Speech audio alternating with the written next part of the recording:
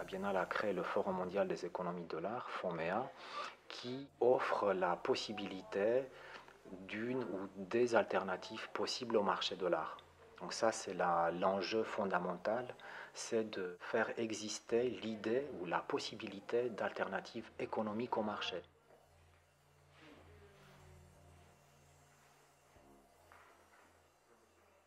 Dans l'art, il existe une forme de pratique unique, c'est-à-dire les artistes doivent produire des objets qui doivent être vendus, exposés.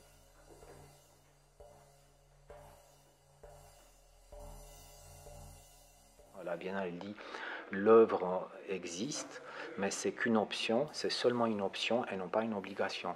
Ce qui laisse évidemment un champ énorme de liberté. Ça remet en question d'une manière très claire ce sur quoi les centres de pouvoir existent en fait. C'est-à-dire c'est le marché de l'art, c'est les méga collectionneurs, les lieux d'art.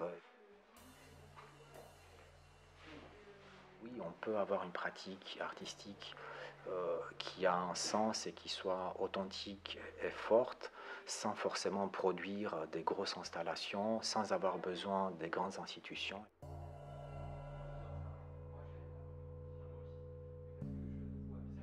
On va déployer une programmation sur 2 jours avec des activités qui vont faire comprendre à la fois aux professionnels de l'art, mais aussi à tout public, que l'art et les artistes ne sont pas forcément dépendants du marché. En réalité, c'est un enjeu quasiment crucial dans la pratique artistique.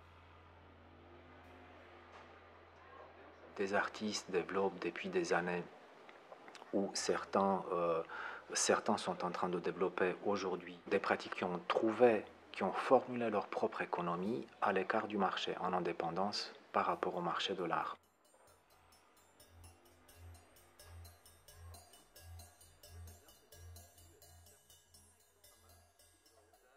Au même titre que dans la société, il doit y avoir de la place pour tout le monde.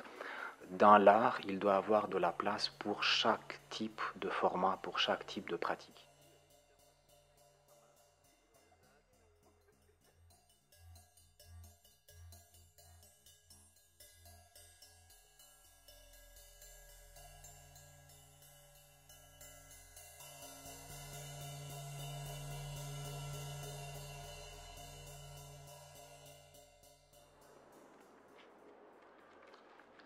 John Hammond fait partie des participants à FONMEA. Sa démarche elle est d'une simplicité plus que pertinente, je dirais. C'est le raccourci de la simplicité, dans le sens où il dit, mais au fond, un artiste n'existe qu'à travers sa promotion. Donc il a vidé sa pratique artistique de l'œuvre d'art. Il a réussi à devenir relativement connu, du moins dans certains milieux, qu'à travers ses propres outils de communication, qu'à travers ses propres moyens. Il n'a pas eu besoin d'une agence de communication, des grandes institutions ou de tout ce qui fait généralement qu'un artiste devient connu. Il y a plus d'intelligence que de production dans son travail.